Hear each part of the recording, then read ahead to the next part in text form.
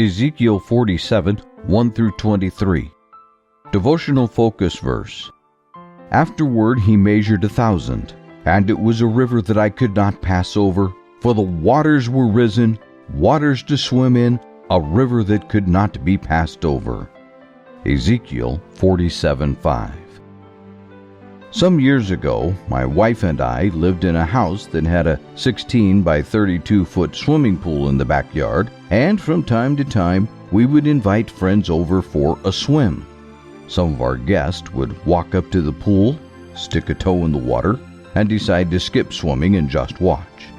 Others would sit on the side of the pool and dangle their feet in the water. But some would go straight to the edge and jump into the deep end. One big splash, and they would come up from the bottom and call out to those watching, "This is great! Come on in!" Our focus verse mentions waters to swim in.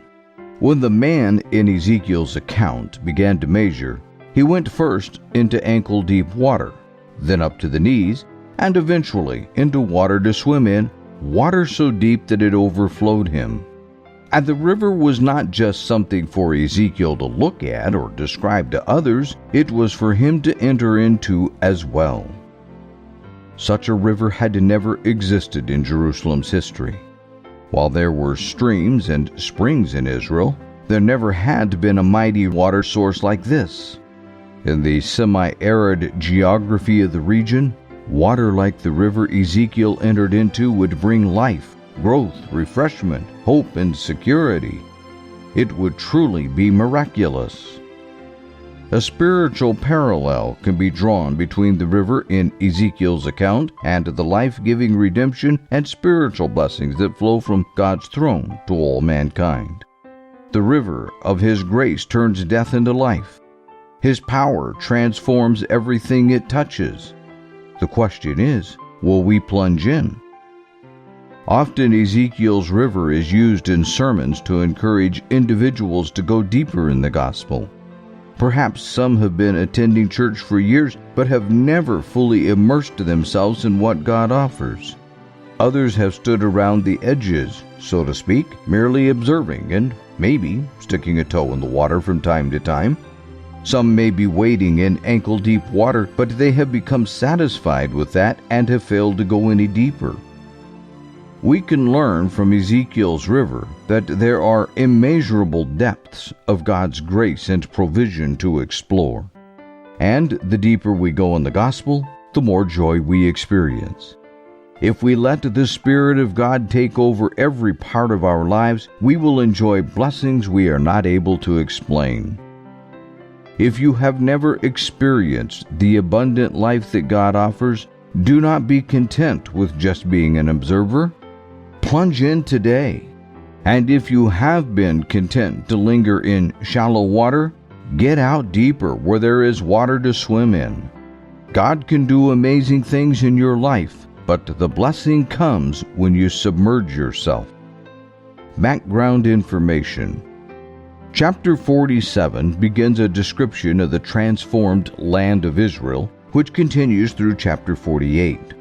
Verses 1 through 12 of this chapter focus on the great river that flows from the temple, and verses 13 through 23 on the portion of land allotted to the tribes and strangers. Additional land allotments are described in chapter 48. The details found in these chapters portray a land and city very different from the Israel or Jerusalem that previously existed in all of recorded history. The river described in verses 1 through 12 was remarkable in many ways. It was first visible where it surfaced from under the threshold of the entrance to the holy place on the south side of the temple. It began as a small stream or trickle of water that easily could be stepped across. Although there is no mention of tributaries to this river, at just over a mile from its source, it could only be crossed by swimming.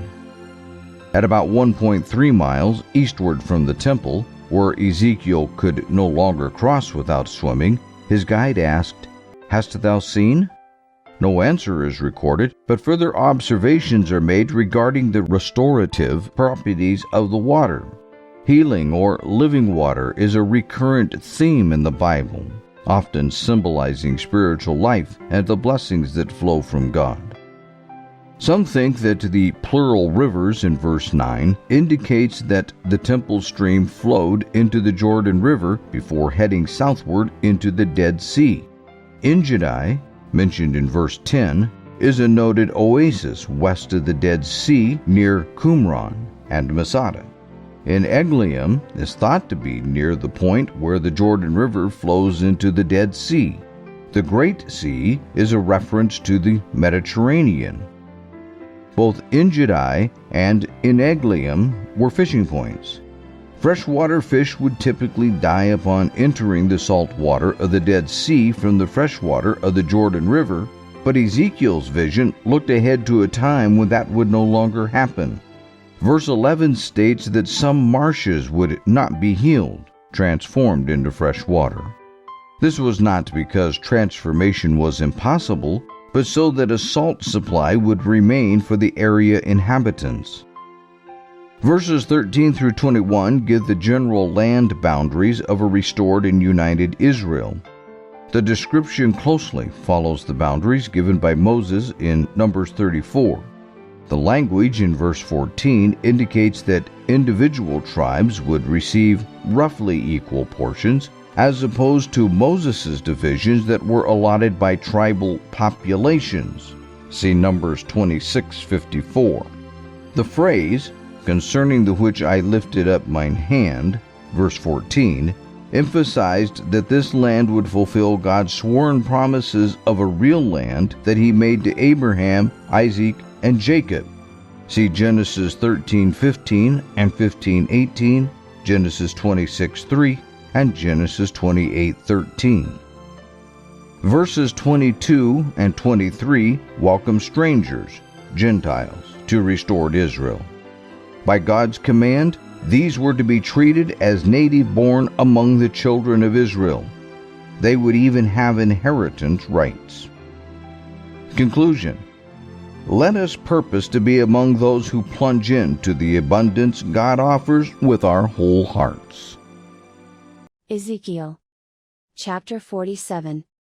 Afterward he brought me again unto the door of the house, and, behold, waters issued out from under the threshold of the house eastward, for the forefront of the house stood toward the east, and the waters came down from under from the right side of the house, at the south side of the altar. Then brought he me out of the way of the gate northward, and led me about the way without unto the utter gate by the way that looketh eastward, and, behold, there ran out waters on the right side. And when the man that had the line in his hand went forth eastward, he measured 1,000 cubits, and he brought me through the waters were to the ankles. Again he measured 1,000, and brought me through the waters were to the knees. Again he measured 1,000, and brought me through, the waters were to the loins. Afterward he measured 1,000, and it was a river that I could not pass over, for the waters were risen, waters to swim in, a river that could not be passed over. And he said unto me, Son of man, hast thou seen this? Then he brought me, and caused me to return to the brink of the river.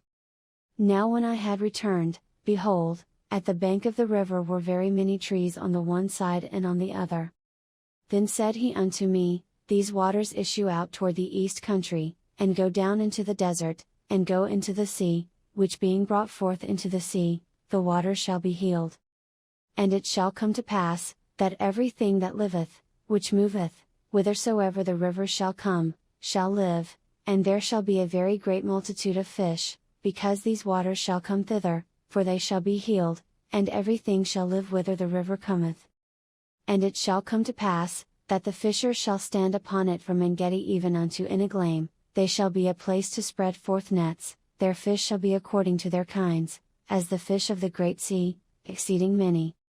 But the miry places thereof and the marishes thereof shall not be healed, they shall be given to salt. And by the river upon the bank thereof, on this side and on that side, shall grow all trees for meat, whose leaf shall not fade, neither shall the fruit thereof be consumed, it shall bring forth new fruit according to his months, because their waters they issued out of the sanctuary, and the fruit thereof shall be for meat, and the leaf thereof for medicine. Thus saith the Lord God, this shall be the border, whereby ye shall inherit the land according to the 12 tribes of Israel. Joseph shall have 2 portions. And ye shall inherit it, one as well as another, concerning the which I lifted up mine hand to give it unto your fathers, and this land shall fall unto you for inheritance. And this shall be the border of the land toward the north side, from the great sea, the way of Hethlon, as men go to Zedad.